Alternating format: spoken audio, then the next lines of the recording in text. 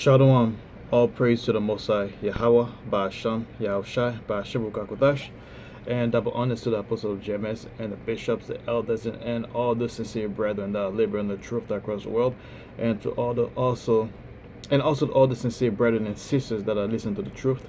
And I pray this may be another edifying lesson to the flocks, and whoever the Most High want through this message, let it be heard. And before I begin the lesson, I will introduce the name of the Father, which is Yahweh, and the name is mean He exists. And the name of the Son is Yahushua HaMashiach, which means the Redeemer or the Deliverer, and it's only coming to redeem His people, which is the Israelite.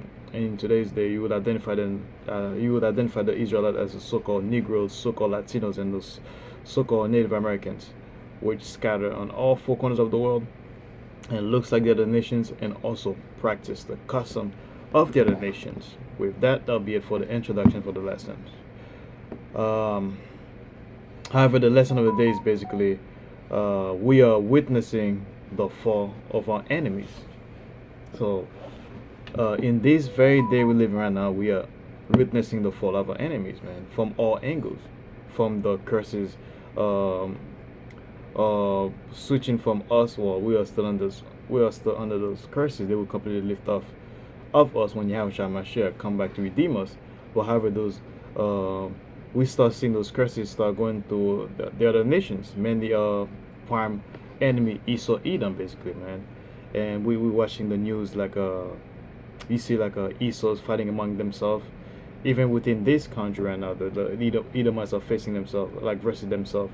Like one group support that, the other group support the other side, and they have complete there's no trust between themselves, man.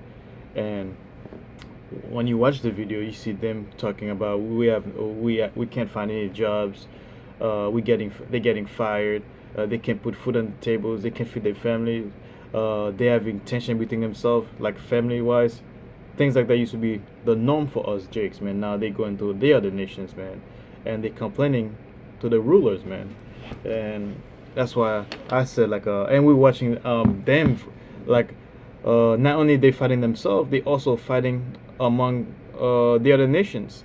Like at one point in time, even though they don't really like each other, but they work very well with one another.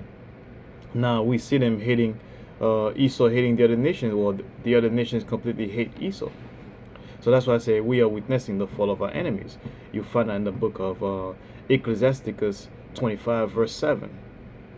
Let me get that real quick. It says, there be 9 things which I have judged in my heart to be happy. So there's going to be 9 things that will judge in his heart to make him happy. And one of those things are, in the tent I will utter with my tongue a man that have joy of his children. So basically, one thing that bring a man joy is to see his children, specifically seeing your children grow. Like be able to taking care of your families. Be able to spend time with your family, but with your children, enjoying them. Because in America right now, we ain't enjoying our children right now. Because we slaving 24/7. Like the only time you get to see your children, some of us, is on the weekend, and you barely spend time with it, because on the weekends your time off. So that's when you get to do your grocery shopping, run errands for your house. So by the time you get to see your children, it's only for a few hours. But in the kingdom, we're gonna enjoy our children, man. We're gonna spend as many time as we want with them, basically, man. But those of us that part of the hopefully, like, sorry about that.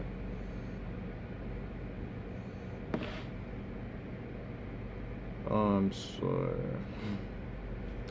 Those of us that's part of the hopefully, like the Most have mercy on us and allow us to enjoy our children a little bit.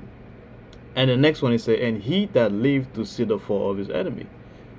So a lot of us as part of the hopeful, like we pray that the Most High allow us to see the fall of our enemy completely. But right now, when we're watching the signs, because one of the main thing us that are part of the hopeful, like family, do specifically those of us that's preaching on the highways and byways and on the web, we always pay attention of everything. Like right now, we see all the things that's going on right now. Iran versus Israel and America. China versus Taiwan, Russia versus Ukraine. Us that are part of the hopeful FM, we pay attention to those news, man. And you tell an average person that they don't care about that stuff, because the average American doesn't care about that stuff, because they just care about what's going on in their own personal life. Like when you have the TVs on, where your plantations or public place, you have the news on, and you get the average person who focusing on what's going on around the world, uh, sports or reality TV shows. Oh, it's summer. They focus on going to the beach, going on vacations, working, or paying their bills. That's what the average person's focusing on. They don't care, because you know why? Because it's not close to home, man. The only time they're gonna acknowledge what's going on is when all those things that's happening overseas coming straight to Babylon the Great. That's when they're gonna realize, oh shit, well, this thing, they're gonna be like, this thing came out of nowhere. I was like, no, it did not come out of nowhere. You were just foolish. You were not paying attention. You thought, oh, all those things always happening outside the U.S., so that's where things always gonna be. Never, nothing ever gonna come here on Babylon the Great. That's it. That's how the people see. So, that's why I was reading the Ecclesiasticus 25 verse 7, when it says like a man that have joy of his children, and he that live to see the fall of his enemies. And right now the Most High is allowing us to see the beginning process of that. And the next one I was gonna read is basically Deuteronomy 30 verse 7. Deuteronomy 7.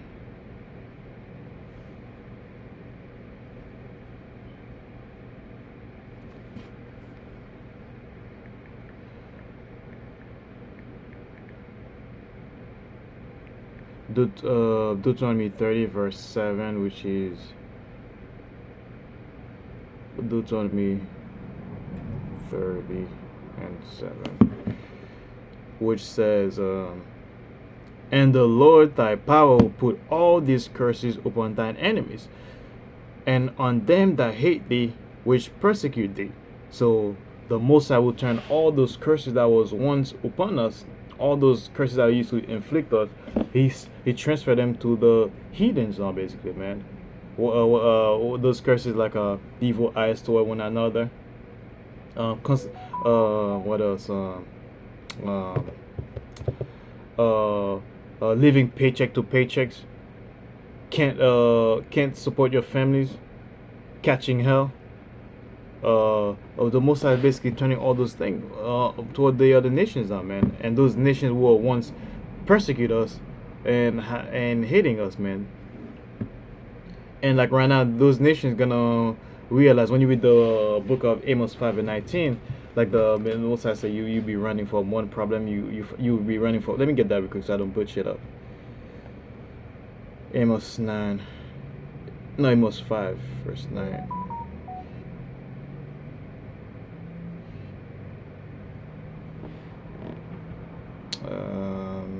Amos 5:19, which is as if a man did flee from a lion, and a bear met him, or went into the house and leaned his hand on the wall, and a serpent beat him.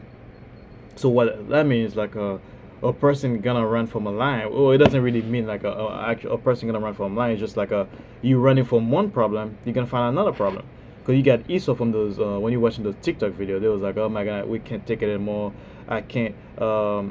My job's just fired me, and that person think that was just like the job just fired him, and now he lost his car.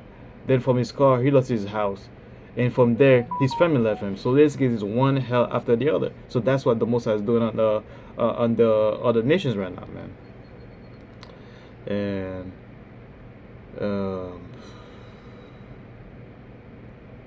and the next thing I was talking about is like the one of the fault of our enemies, seeing them fighting among themselves. Like when you read the book of Matthew 24 verse 7, which talked about